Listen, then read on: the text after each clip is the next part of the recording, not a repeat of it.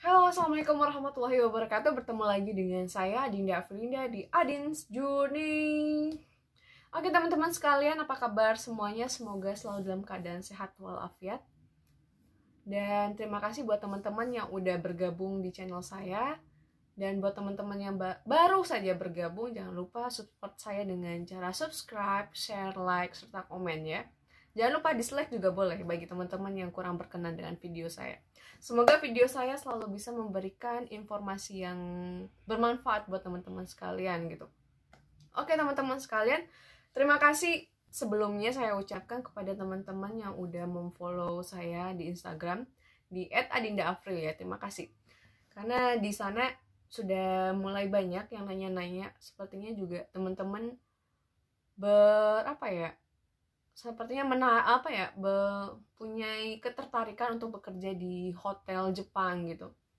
Baik, jadi setelah banyak saya cek DM gitu ya, banyak banget pertanyaan-pertanyaan yang sebenarnya pertanyaan-pertanyaan itu udah saya jelasin gitu di video saya yang sebelumnya. Tapi masih banyak pertanyaan yang hampir sama dan berulang. Oke, saya ulas lagi melalui video ini ya teman-teman. Oke, jadi kemarin ada beberapa pertanyaan tentang masalah gaji di Jepang gitu ya, kerja di bidang perhotelan Jepang itu gajinya berapa? Kemudian job desk-nya apa, kerjanya apa aja sih kak gitu kan. Terus ada shift-nya nggak, malam, pagi, siang atau apa gitu. Terus dapat makan nggak, fasilitasnya apa kalau misalnya kita kerja di perhotelan gitu. Baik, akan saya jawab satu per satu sekarang ya. Oke, jadi kemarin sebenarnya sudah ada yang bertanya mengenai gaji gitu ya. Kak, share dong tentang gaji di hotel gitu kan. Sebenarnya nggak semua YouTuber kali ya, cuy. Maksudnya bukan gimana ya teman-teman. Nggak semua YouTuber atau yang bekerja misalkan di luar negeri kemudian dia membuat konten dan mau membahas tentang gaji. Karena sebenarnya gaji itu sedikit privacy gitu ya. Mungkin cuman beberapa YouTuber tuh bakalan ngelihat menggambarkan saja gitu kan, gambarannya berapa sih gajinya, tapi nggak semuanya mau melihatkan reng-rengan ya. Oh ya gini gaji gue segini enggak gitu kan. Karena itu menurut saya sedikit berbahaya dalam tanda kutip. Karena kenapa?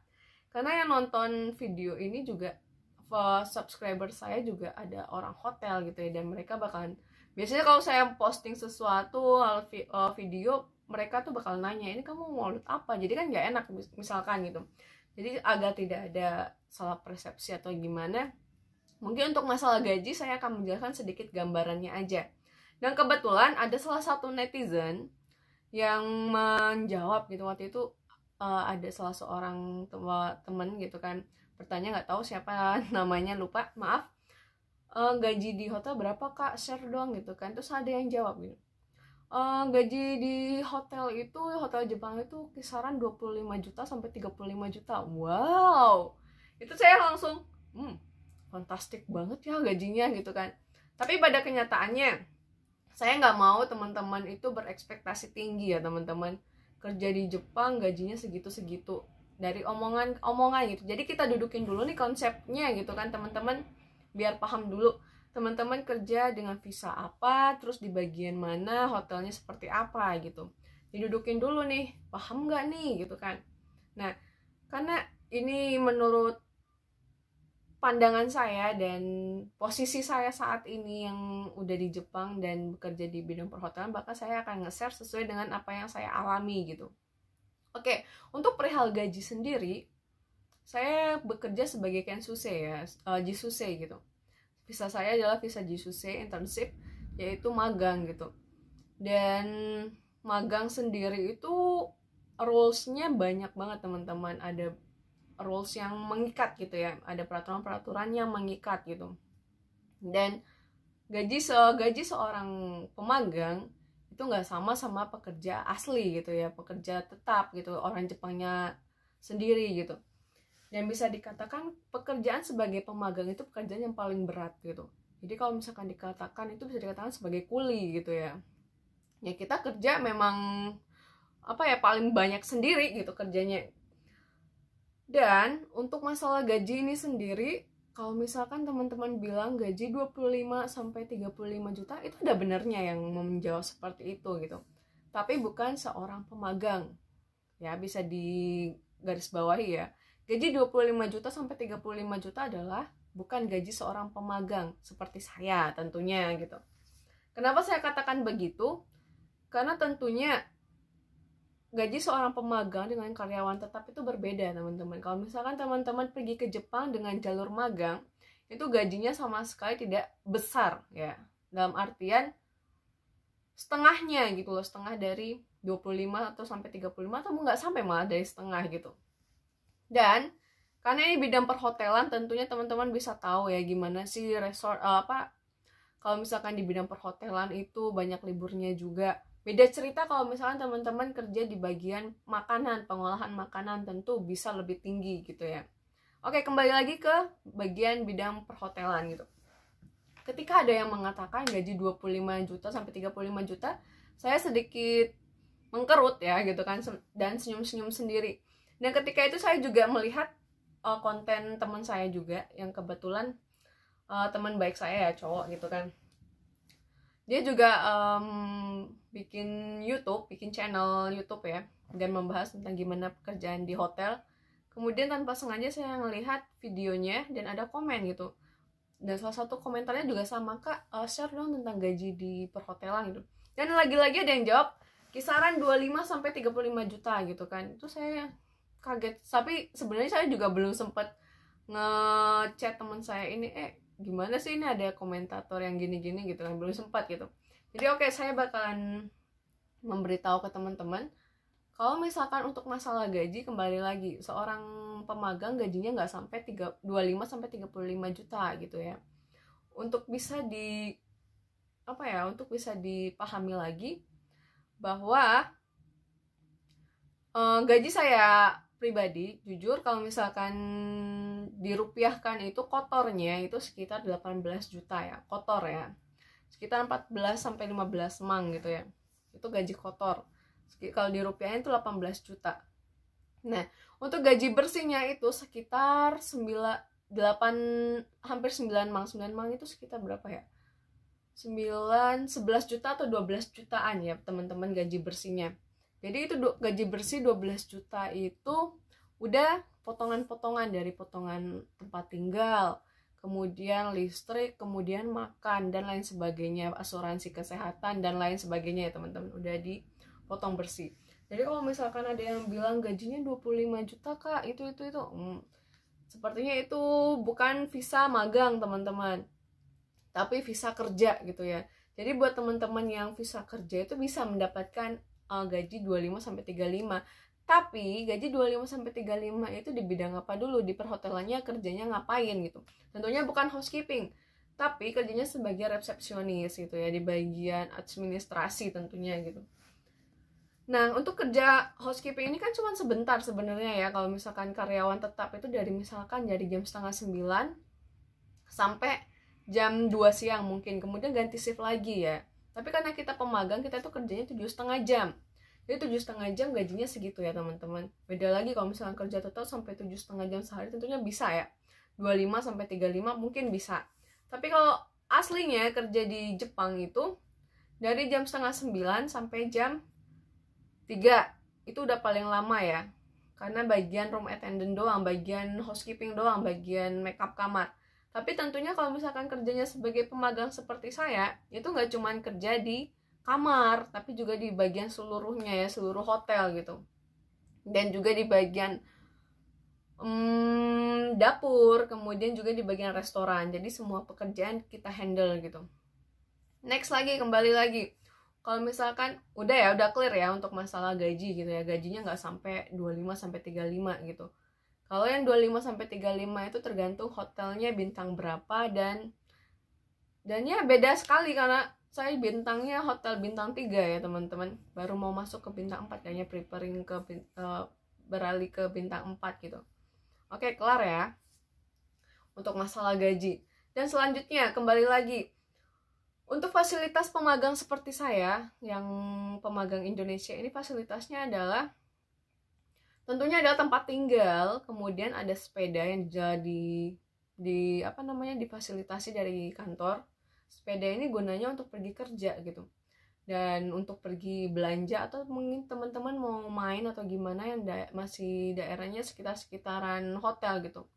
Dan selanjutnya adalah untuk masalah shift, saya dapatnya cuma shift pagi ya, shift pagi 7,5 jam sampai jam setengah 6 ya, dari jam 9 sampai setengah 6 gitu. Dan untuk restoran itu adalah jam tambahan kerja. Jadi kalau misalkan jamnya kurang ya udah ditambah di bagian restoran dan juga bagian kitchen ya, bagian dapur gitu. Selanjutnya, apakah dapat fasilitas makan kak atau gimana? Tentunya dapat fasilitas makan. Dapat makan 2 kali dalam sehari, pagi dan siang. Untuk malamnya teman-teman masak sendiri tentunya.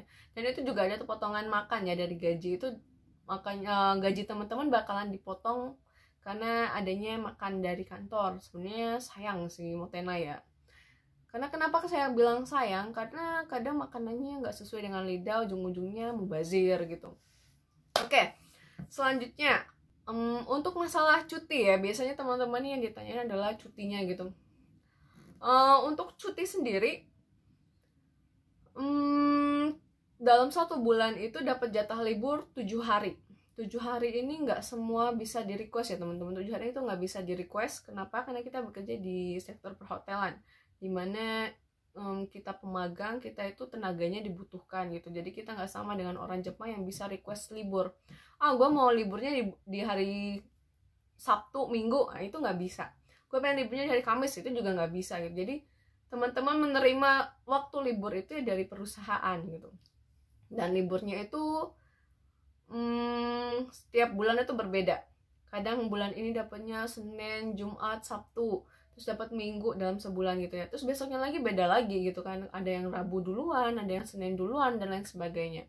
Dan teman-teman juga dapat fasilitas libur tahunan. Dalam 1 tahun teman-teman dapat libur 10 kali. 10 kali itu kalau misalkan saya sebenarnya nggak tahu. Saya merasa libur tahunan ini yang 10 kali ini merasa nggak dapat apa ya, nggak dapat keluasan untuk request libur gitu. Kenapa? Karena nggak ngerti juga. Kemarin saya pengen libur 5 hari nggak bisa. Sebenarnya ada kecewa sih ya. Kenapa sih? Itu kan bukannya hak kita gitu kan. Tapi setelah dibicarakan nggak dapat titik temunya, akhirnya ya udahlah, terserah mau kapan aja dikasih, ya udah terima aja gitu. Lagian juga saya bukan tipe kalau orang yang suka melancong gimana gitu kan. Dan kalau misalkan ada kesempatan saya langsung pergi aja gitu kan, pergi melancong gitu ya kalau dapat libur gitu. Jadi saya nggak perlu request gimana, kecuali kalau misalkan sedang sakit atau gimana nggak bisa, tentu saya bakal ngambil request libur gitu kan. Nah, untuk 10 kali libur ini tergantung ya masing-masing perusahaan. Kalau di perusahaan saya sendiri itu rada susah. Tapi di perusahaan teman saya, perusahaan dalam artian hotel ya teman-teman, di hotel yang teman saya lainnya bekerja sebagai pemagang, itu bisa request libur gitu kan. Tergantung kebijakan masing-masing hotel kayak gitu. Jadi kembali lagi, untuk sebagai pemagang ini sebenarnya nggak apa ya, nggak bisa berekspektasi tinggi. Mikirnya wah enak nih kerja di hotel, gajinya segini ya. Kalau misalkan teman-teman bekerja dengan visa kerja, tentunya beda ya, bakalan beda lagi pendapatannya gitu. Dan tentunya juga ada kriteria yang apa ya, yang ditetapkan gitu. Misalkan untuk kerja di hotel yang bintang 5 atau gimana gitu, harus ada kemampuan bahasa Jepang yang levelnya tentunya sudah tinggi, harus rajin, harus harus jago bahasanya, harus mahir, misal dari N2 atau N1 kayak gitu. Dan itu adalah nilai plus banget untuk bisa mendapatkan posisi yang diharapkan gitu. Dan kalau misalkan kembali lagi ke bagian housekeeping, tentunya teman-teman beda lagi gitu, nggak bisa dapetin gaji 25-35. Itu sejauh yang saya tahu gitu ya teman-teman. Jadi buat teman-teman yang mungkin berekspektasi tinggi, wah gajinya sampai 25 juta gitu kan, nah mungkin bisa diturunkan lagi halusinasinya gitu kan, digali lagi informasinya agar nggak kecewa nanti takutnya kalau udah nyampe di Jepang ternyata nggak sesuai. Loh, katanya gajinya 25-35 gitu kan, tapi nyatanya kayak gini ya. Jangan sampai kecewa ya teman-teman. Mungkin sampai di sini untuk video kali ini tentang informasi mengenai gaji, mengenai jatah libur, makan dan lain sebagainya, fasilitas di perhotelan.